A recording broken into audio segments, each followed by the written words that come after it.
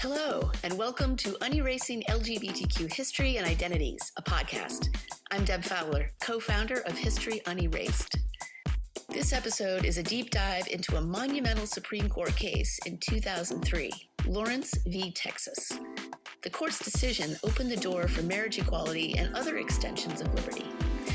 In 2017, we sat down with Paul Smith, lead attorney for the petitioners, to discuss the case. Mr. Smith will set the stage.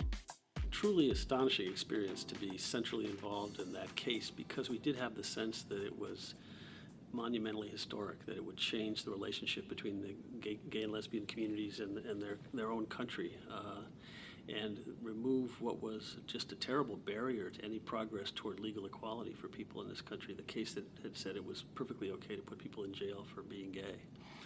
And so we all had the sense on that team that it was an amazing thing, that we should maybe keep every scrap of paper we used, because it was all going to be museum material someday. And that's really the night before, I was feeling quite confident of being ready, because I had spent very intensive amounts of time being put through my paces, practice arguments and the like.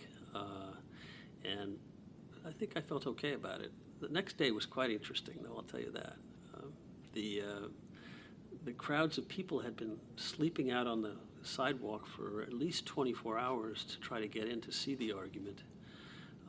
And in the lawyers section, which is kind of up front in the courtroom, it was filled with every well-known kind of gay activist lawyer that had been working in the movement for many, many years. They all came to see what would be this absolutely critical change in the law if we were able to prevail. And it had a combination of feelings.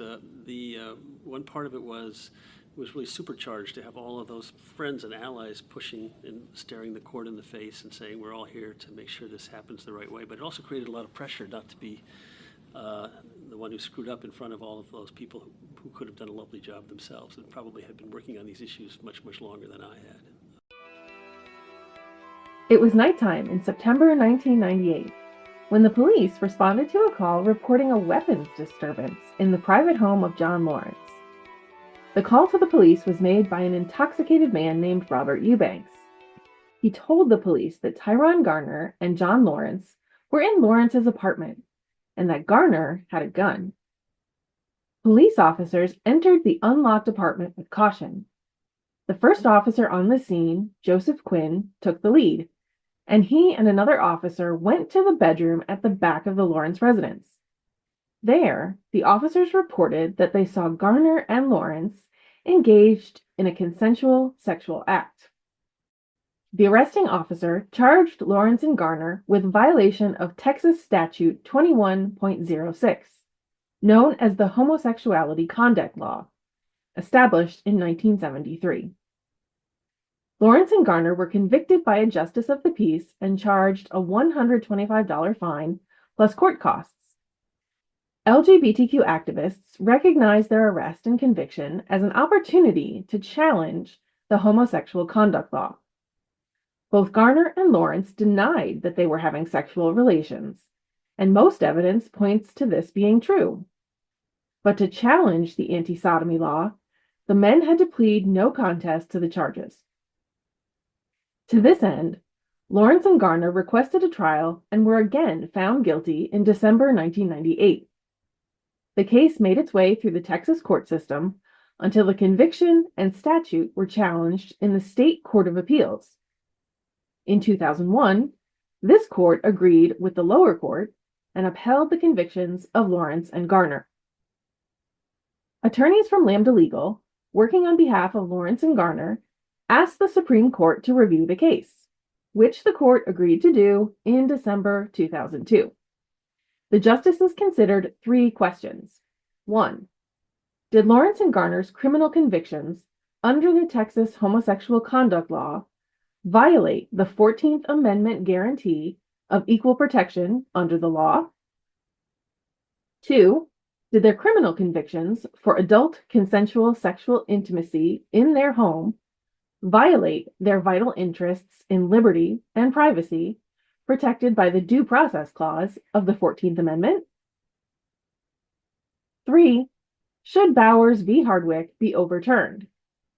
Bowers v. Hardwick was a 1986 Supreme Court decision that held that there was no constitutional protection for sodomy and that states could outlaw its practice. The earliest sodomy laws in the United States were adopted in the 1600s. Derived from church law, they were intended to protect public morals and decency and prevent non-procreative sexual behavior and adultery. For centuries, most sodomy cases actually involved heterosexual behavior. By the early 1970s, however, just as the gay rights movement was gaining momentum and greater visibility, sodomy laws were used to justify discrimination against LGBTQ people. Many states rewrote their sodomy laws to exclude heterosexual people, and in many other states, the law was interpreted by the courts to apply only to same-sex conduct. It's important to recognize that these legal parameters surrounding same-sex sexual behavior constitute a mere blip in the entire history of humankind. It's only been in the last few centuries that the LGBTQ community has been criminalized and pathologized, and, thanks to many tireless advocates, decriminalized and depathologized. And Lawrence v. Texas is one of the Supreme Court cases that helped pave the way toward later successes, such as marriage equality. One of the most important parts of the case begins with the oral argument from Paul A. Smith, the experienced litigator who represented Lawrence and Garner. In his opening remarks, Smith challenged the fact that a law in the state of Texas criminalizes consensual sexual intimacy for same-sex couples while permitting it for heterosexual couples. He argued that this law violates two constitutional principles. First, the right to personal liberty and privacy, which should protect all adult couples, same-sex or not, from unwarranted government interference in their private sexual choices. Second, the Equal Protection Clause, since the law unjustly targets and discriminates against same-sex couples, effectively creating a second-class citizenship for them. If you are scratching your head, we agree. This is a very complicated case, but it is an important case that helps inform the LGBTQ rights and freedoms we have today. Let's listen to Mr. Smith, who represented Lawrence and Garner. Mr. Chief Justice, and may it please the court, the state of Texas in this case claims the right to criminally punish any unmarried adult couple for engaging in any form of consensual sexual intimacy that the state happens to disapprove of. It further claims that there's no constitutional problem raised by a criminal statute that is directed not just at conduct, but at a particular group of people, a law that criminalizes forms of sexual intimacy only for same-sex couples and not for anyone else in the state.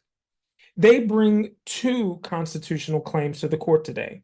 First, among the fundamental rights that are implicit in our concept of order of liberty must be the right of all adult couples, whether same-sex or not, to be free from unwarranted state intrusion into their personal decisions about their preferred forms of sexual expression.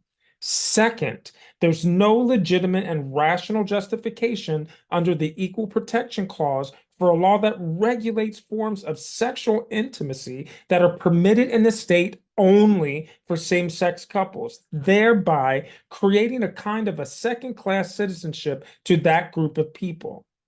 The court's cases, Mr. Chief Justice, say that history is a starting point, not the end point of the analysis. And I think that it's important to look at history as a whole. And one of the errors that I think that the court made in Bowers v. Hardwick was only looking at the issue in terms of homosexual sodomy.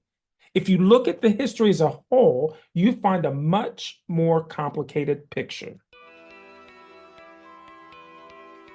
The Equal Protection Clause is part of the 14th Amendment that took effect in 1868. It says that no state shall deny to any person within its jurisdiction, quote, the equal protection of the laws. While sodomy laws have a long and complicated history, by the time of this case in 2002, 36 states had repealed their sodomy laws. Justice Scalia questioned Mr. Smith about the relevance of historical laws regulating sexual intimacy between married couples, particularly in the context of same-sex relationships. So the same-sex, other sex aspect doesn't come into it? I think it does come into it because if you're going to suggest that the state of the law in the books in the 19th century is the touchstone, you have to take into account that in the 19th century, married couples were regulated in terms of their forms of sexual intimacy that they were created for them. So all same-sex couples could not perform this act lawfully. What more do you need than that? It was prohibited. I guess I'm suggesting, Mr. Justice Scalia, that it's been conceded here by this state. It was conceded by the state of Georgia 17 years ago that married couples can't be regulated as a matter of substantive due process in their personal sexual expression in the home. That means that the state of the law on the books in the 19th century can't be the deciding factor. They conceded it. I haven't conceded it. Justice Ginsburg weighed in to ask, "Are you talking about fornication?" Yes, Justice Ginsburg, the enforcement of the sodomy laws of this country going back to the founding involves coercion. It involves children. It involves public activity. It doesn't involve the kind of conduct that's at issue here. It's whether we're going to adhere to what we said in Glucksburg, mainly that before we find a substantive due process right, a fundamental liberty, we have to assure ourselves that the liberty was objectively deeply rooted in this nation's history and tradition. That's what we said in Glucksburg, and we've said it in other cases. I mean, suppose all the states had laws against flagpole sitting, which they then overturned. At one time, there was a time when it was a popular thing and probably annoyed a lot of communities, and then almost all of them repealed those laws. Does that make flagpole sitting a fundamental right? I don't know what you mean by the function it plays in the lives of real people. It doesn't say you can't have any sexual intimacy. It says you cannot have sexual intimacy with a person of the same sex. Scalia insisted on adhering to the principle established in the 1997 Supreme Court case of Washington v. Glucksburg, in which the court decided the government is permitted under the 14th Amendment to pass a law prohibiting assisted suicide. Scalia argued that laws must be deeply rooted in the nation's history. The argument about 19th century enforcement is that they didn't prosecute anyone for private and consensual crimes, including adults, that they worried about children, they worried about public activity, they worried about coercion. Now, as to the equal protection point, which I think I should get to in my remaining time, this is a statute which limits its focus just to one small minority of the people of the state of Texas. It says that these specified forms of sexual intimacy, called deviant sexual intercourse, are illegal only for same-sex couples and not for everyone else in the state of Texas. Well, the one thing I submit the court, the state should not be able to come in to say is we are going to permit ourselves, the majority of the people in our society, full and free reign to make these decisions for ourselves. But there's one minority of people that don't get that decision. And the only reason we're going to give you is we want it that way. You can make it sound very puritanical, the laws against bigamy, I mean. Who are you to tell me that I can't have more than one wife? You blue-nosed bigot. Sure, you can make it sound that way, but these are laws dealing with public morality. They've always been on the book. Nobody has ever told them they're unconstitutional simply because there are moral perceptions behind them. Why is this different from bigamy? If you prevail, Mr. Smith, and this law is struck down, do you think that would also mean that a state could not prefer heterosexuals to homosexuals to teach kindergarten? In 2016, Attorney Smith told History Unerrased's interviewers that he was surprised by Justice Scalia's, quote, shockingly ignorant comment. Smith answered that an educational context would involve very different criteria and very different considerations. Smith's argument ends with a reminder that he is asking the court to overturn the 1986 case of Bowers v. Hardwick, which ruled that same-sex sexual activity was not protected under the Constitution. Yes, Your Honor. We're asking you to overrule it, and we think that Bowers was wrong for essentially three reasons. First, it posed the question too narrowly by focusing just on homosexual sodomy. And second, in its analysis of history, which I think I explained already. And third, and perhaps most importantly, in the assumptions that the court made in 1986 about the realities of gay lives and gay relationships.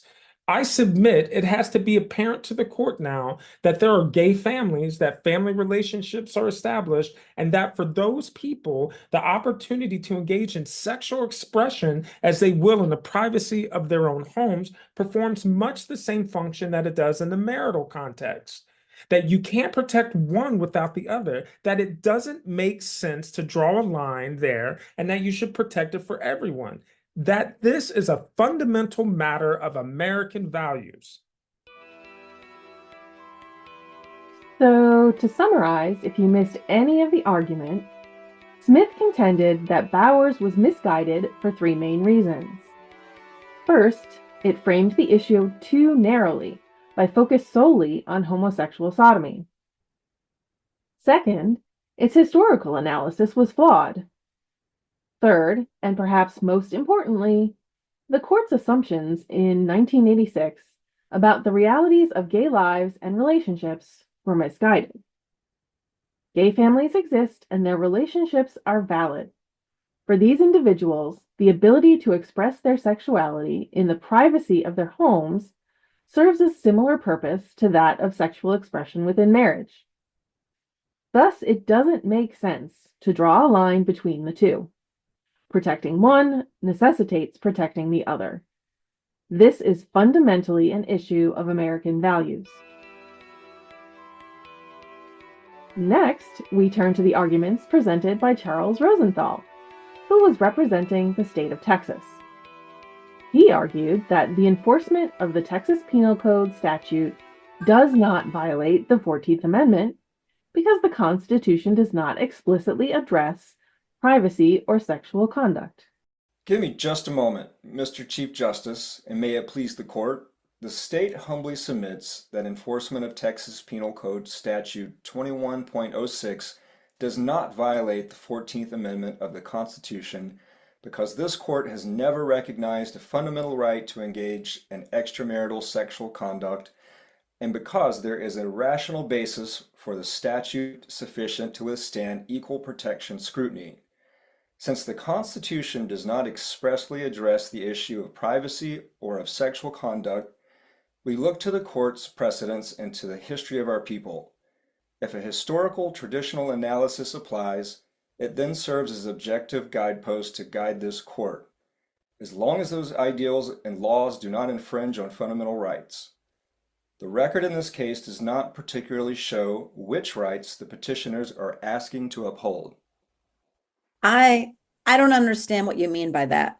Aren't we clear what rights they're seeking to uphold? No, sir, they're asking for the right of homosexuals to engage in homosexual conduct. Right. But there's nothing in the record to indicate that these people are homosexuals. They're not homosexuals by definition if they commit one act. It's our position that a heterosexual person can also violate this code if they commit an act of deviant sexual intercourse with another of the same sex. Why aren't they seeking to vindicate the right of either homosexuals or heterosexuals to commit homosexual acts? What difference does that make?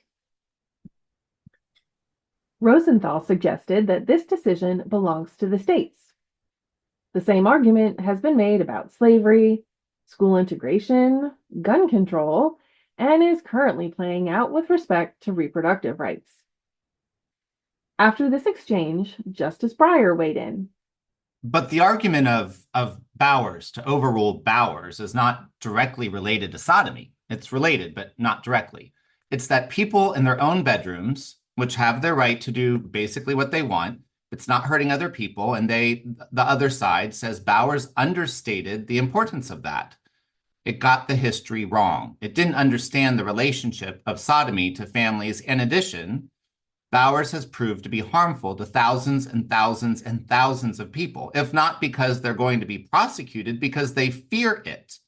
They might be, which makes it a possible instrument of repression in the hands of the prosecutors. Now, that's the kind of argument that they're making. Harmful in consequences, wrong in theory, understating the constitutional value. All right, now, how do you respond to that?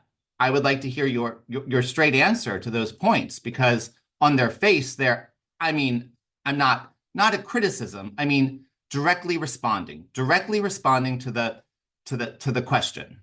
Well, it's our position that the line should be drawn at the marital bedroom, through which we can, through the law enforcement or anyone else cannot pass unless something illegal happens inside that bedroom. Well, if this is drawing the line at the bedroom door, this case is inside the bedroom, not outside. The statute makes criminal, to my understanding, of what takes place within the bedroom through consent. Am I right about that? And why isn't that something that the state has no business getting involved in, as long as it doesn't hurt anybody? I think that this court, having determined that there are certain kinds of conduct that it will accept and certain kinds of conduct it will not accept, may draw the line at the bedroom door of the heterosexual married couple because of the interest that this court has, that this nation has, and certainly that the state of Texas has, for the preservation of marriage, families, and the procreation of children. We're penalizing only the particular activity that those unmarried couples may have with respect to whether they have sexual intimacies. You said procreation, marriage, and children. Those are your three justifications.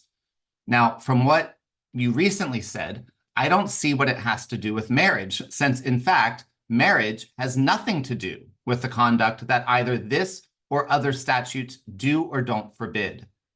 I don't see what it has to do with children, since in fact, gay people can certainly adopt children, and they do. And I don't see what it has to do with procreation, because that's the same as the children. Now, what is aside from that? Rosenthal and the justices argued back and forth about the idea of morals and whether the government of Texas can set moral standards for its people. For example, Breyer asked if it should be against the law to tell really serious lies to your family at the dinner table. Rosenthal said Texas can make that a law, but there would be no rational basis for the law. Breyer pushed. Could Texas go right ahead and make a law against any kind of activity that they think is just immoral, such as rudeness? Rosenthal answered that there would need to be some rational basis test to determine that the activity in question was rationally related to some state interest. Scalia then broke back into the discussion. Mr. Rosenthal, don't you think that what laws a state may constitutionally pass has a lot to do with what laws it has always been thought that a state can constitutionally pass? So that if you have a 200-year tradition of a certain type of law, and I don't know of a 200-year tradition of laws against lying at the dinner table, the presumption is that the state can be within the bounds of the Constitution to pass that law. As against good morals, bigamy, adultery, all sorts of things like that. And isn't that determined pretty much on the basis of what kind of laws the state has traditionally been allowed to pass? See, the hard question here is, can the state, in fact, pass anything that it wants at all because they believe it's immoral? If you were going to draw the line somewhere, I guess you might begin to draw it when the people involved are inside his own bedroom and not hurting anybody else.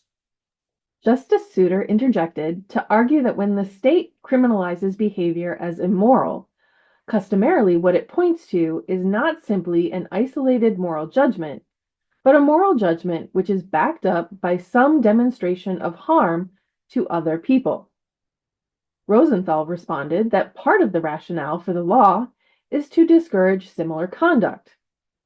Justice Ginsburg asked if the state of Texas was doing this to protect the individuals who are involved in the activity, or if the state was taking action to see that people don't harm others. Well, I think Texas has the right to prohibit certain conduct. Well, because heterosexual conduct is the same kinds of conduct. And by the way, it's not distinguished. It's all called deviant sexual intercourse with heterosexuals. Justice Souter wondered why the state of Texas would bother to enforce such a law if there was no actual harm involved. If there were, the law wouldn't only target homosexuals. Instead, it seemed to be based solely on moral disapproval of same-sex sexual activity. Well, because heterosexual conduct is the same kinds of conduct, it's not prohibited. But it can also lead to marriage and to procreation, and that's a legitimate state interest. Thank you, Mr. Chief Justice. In a 6-3 decision, the Supreme Court ruled that Texas Penal Code 21.06 and other laws criminalizing consensual same-sex sexual conduct violate the Due Process Clause of the 14th Amendment. The court held that individuals have a right to engage in private, consensual sexual activity without government interference, thereby overturning the previous decision in Bowers v. Hardwick, which ruled that same-sex sexual activity was not protected under the Constitution. How do you think this decision affected future cases regarding sexual privacy and marriage equality? Fun fact: while Mr. Rosenthal argued about the preservation of marriage and adultery, in 2008, he was forced to resign as district attorney in Harris County, Texas, after his extramarital affair became public. Sometimes oral arguments of all varieties can reveal great hypocrisy. Can you think of any examples today? The Lawrence v. Texas landmark ruling affirmed the dignity and autonomy of LGBTQ+ individuals, striking down Texas's anti-sodomy law and setting a precedent for future cases regarding privacy and equality.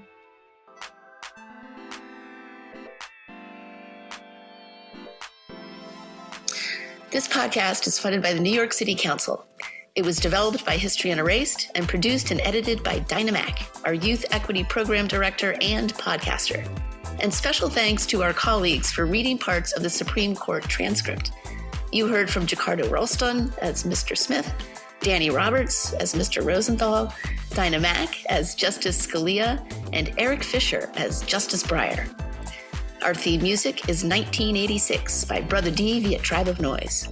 Please rate this podcast and share. I'm Deb Fowler. Thanks for listening. And visit unerased.org to learn how we are putting LGBTQ history in its rightful place, the classroom.